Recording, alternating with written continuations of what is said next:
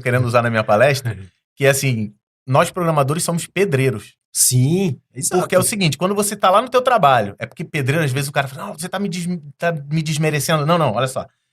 Você contrataria um pedreiro pra construir uma casa no teu terreno? Só construir.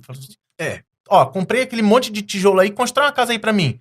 Vai cair, pô. O cara não tem noção de engenharia, não tem questão...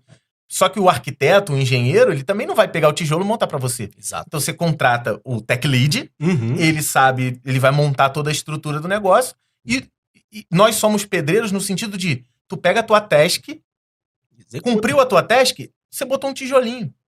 Depois você vai vir outro, e alguém tá cuidando pra que aquela parede não caia. Exatamente, cara. Então, assim, ele até falou assim, pô, Guanabara, não fala esse negócio de pedreiro, não, porque a galera vai se sentir desmerecida. Usa o que o Davin faz, que é o do médico.